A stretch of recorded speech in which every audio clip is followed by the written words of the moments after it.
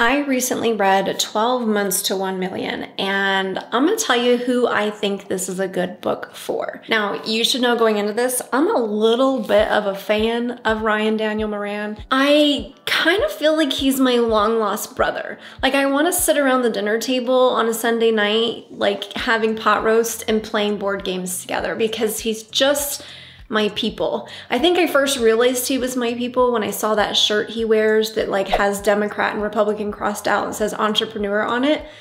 That's how I knew he was my people. But I really love him in terms of his integrity, his values as an entrepreneur, the way that he teaches, what he talks about. All of it is so in line with what I do. However, the big difference is that his experience is really around product-based businesses. The majority of my experience is really around service-based businesses. So I went into this book really excited to learn what are the differences? What are the things that are the same? And in doing so, I was kind of disappointed. Now, let me just say again, I really dig this man. I really, really like him. But when I read the book, it kind of seemed like a high-level overview that sometimes dipped into a few specifics, and it seemed like it was written from somebody who probably didn't realize how high-level it was because his knowledge is so in-depth. I got the sense that he has a lot of information to share. However, he probably doesn't realize how much of it is necessary to share. Going into this as a service-based business, I was really interested to understand inventory, to understand sourcing, to understand those types of things that you don't deal with in a business, in a service-based business, and didn't really get that in here. I got a high-level overview, I got an understanding, I really saw what the similarities are, and I'll tell you right now, the spoiler alert, the similarity is you start with the person you want to serve, you figure out what it is they're really needing, and then you create the thing to serve them. That's really what most businesses are about. That's what most successful businesses do, is they start with their people first. And I love that he talks about that in here.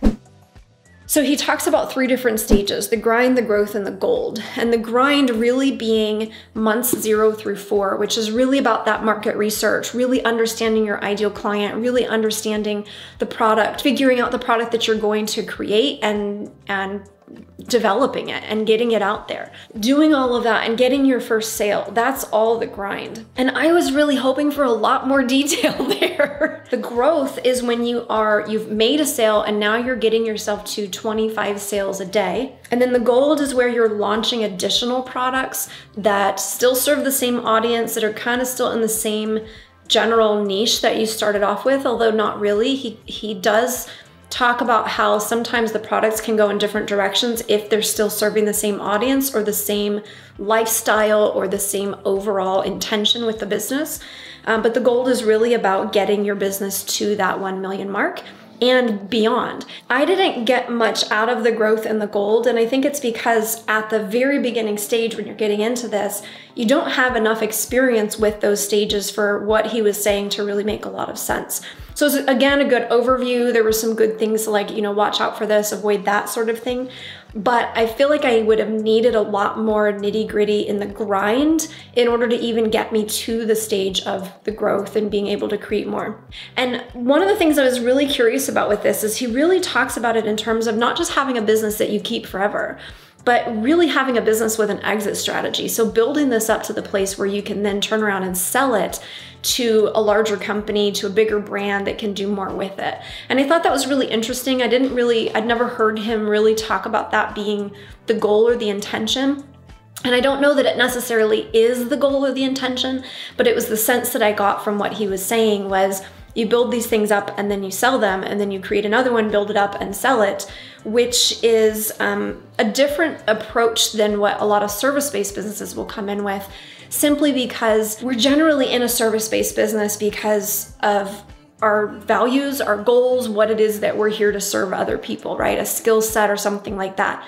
You can still sell a service-based business, but you're generally not going to, because it's much more in alignment with fulfillment and what it is you're really feeling called to do versus just creating a product, creating a business, selling the business, having a payday sort of thing. So the book talks a little bit about kind of the opportunity, selling you on the idea of it. And then it goes into the mindset of a 7-figure entrepreneur And I so wish he'd gone deeper on this. I agree with everything he's saying here, but man, there was so much more he could have said, and that I really would have loved to see from his perspective. And I would love to hear more about what he thinks makes up a healthy mindset of a 7-figure entrepreneur. Now, that is coming from somebody who specializes in mindset and who's kind of a geek for this stuff. So I always look forward to that chapter to see it through somebody else's eyes, and was just really hoping for more because I do appreciate his perspective in so many different things. The other thing that I really got out of this book is that he talks really about selling on Amazon. It's not the only thing he mentions. He does talk about the fact that you can sell on other places, whether that's Etsy or Shopify, or you can sell on your own website. But the majority of his stories, the majority of his encouragement really seems to be centered around Amazon, which I understand because it's already a built platform for you, right? You're not going out and reinventing the wheel. However, it just doesn't fit every business out there. And so that's something to keep in mind if you are looking at this book, is like, do I want to be on Amazon? And do I not want to be on Amazon?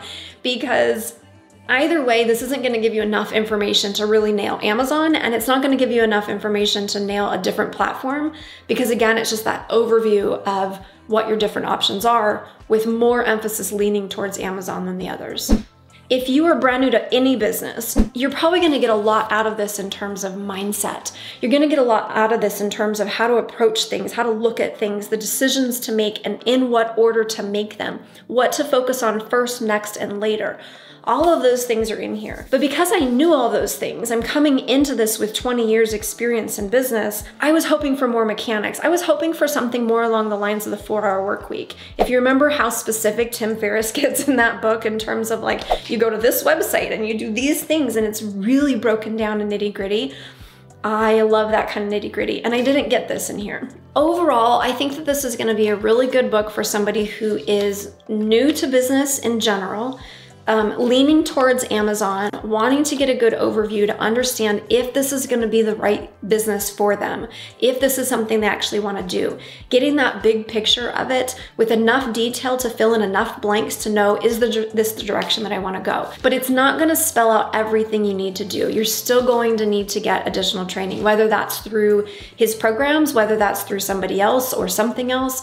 You're not going to get enough information out of this in order to fully nail your business right out of the gate.